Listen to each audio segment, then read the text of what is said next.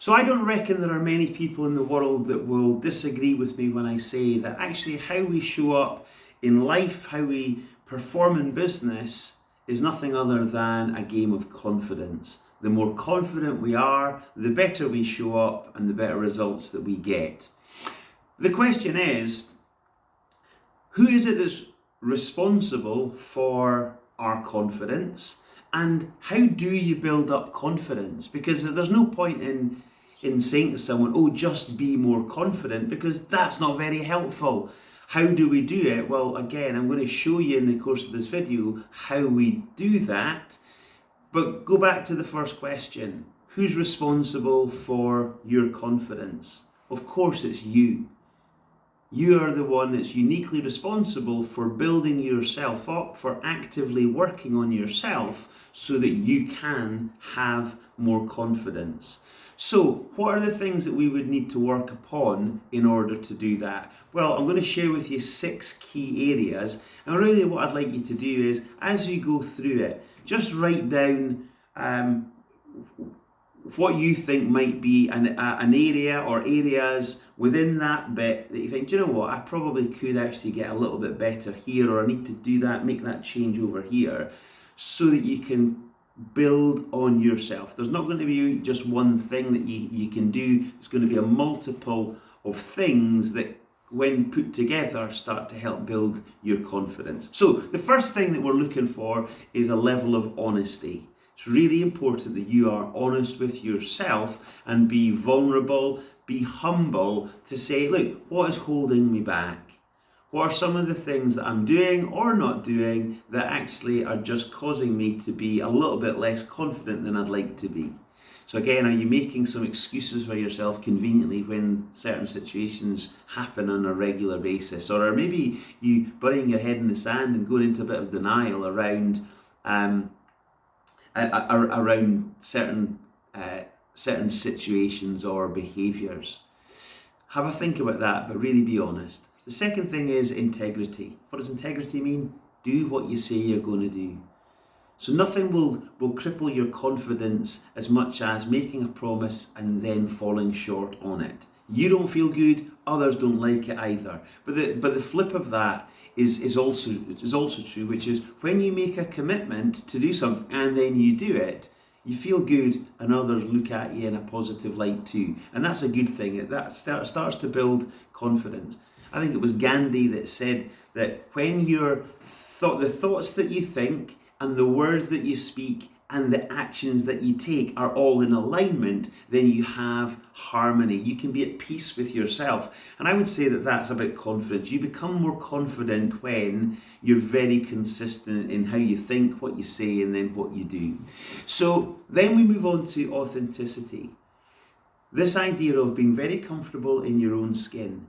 Being uniquely you. Don't try to be someone else. Actually, just concentrate on being the best you that you can be, because you're going to have a set of gifts. You're going to have things that you are really good at. Now give yourself permission to actually just, almost do a bit of an audit that just says, okay, what am I good at? David Beckham, the famous footballer, was renowned for just practicing on his right foot. He, of course, he had a level of competence in his left foot, but actually where he was really strong was on his right foot. And my word, he scored some goals with his right foot. So again, what are some of the things that you can kind of focus on, which are your strengths, that really can make a big difference? Don't worry too much about the things that you're not good at. Actually, there's far more things in life that you're not good at than things that you are good at. Find the thing and start working on that, and you get this idea of being very in tune with how you naturally want to be. So it's a state called flow. You might have heard of that before, but get yourself in flow by being very authentic. Now, those are the first 3 things. It says if you do those things, you'll build a level of confidence for yourself that's certainly better than where you are probably. But what we want to do is build superior levels of performance and confidence. And so some of the sports psychologists that work with their athletes, they're working on the next 3 things I'm about to share with you. So again, as I speak, think about how you are in relation to these 3 words. Resilience. Resilience is about the ability to overcome adversity. At the end of the day, your path to success isn't a straight line. There are going to be kind of lots of distractions and obstacles that are thrown at us. So our ability to handle these things really is quite important in terms of how we ultimately perform, but also how confident we feel. So how do we give ourselves a level of confidence and build our resilience? One of the things that we can do is this idea of a pre-mortem, not a post-mortem, which is where you do the analysis of what happened. But you actually say, right, I'm about to head into a situation. What are some of the curveballs, some of the kind of the pitfalls that might actually come about? And if some of those things happen, how would I handle that? So the idea of the mental preparation of thinking through some of the creative options, I guess in a time when it's hard, it's potentially hard to think under pressure, but before you go into the situation, you can be a lot more creative around some of the things that you would do if a situation arises. So that does help build resilience for sure. So again, how resilient are you? Do you give up too easily? This idea of, resilience is about falling down 7 times, getting up 8. How resilient are you? Then what about persistence? Persistence is this idea of you keep going until. One of the things I'm really heartened by in the school system now is the focus on growth mindset, which is helping kids take this view that says, I'm not good at something yet.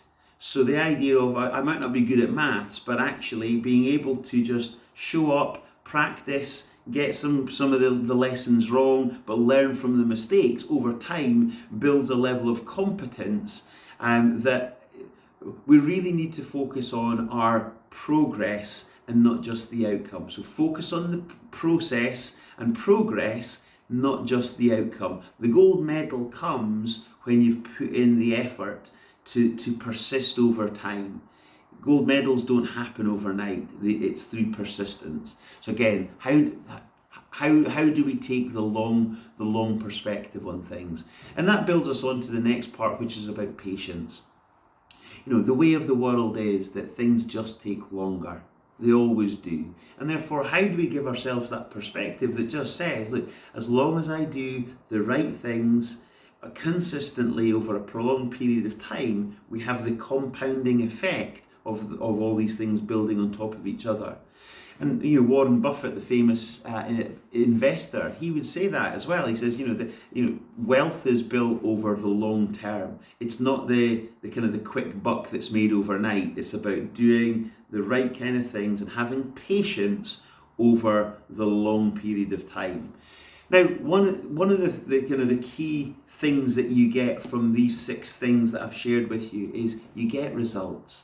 And when you get results, you feel good because you have confidence that says, I set out to achieve something and over time I've managed to get the result.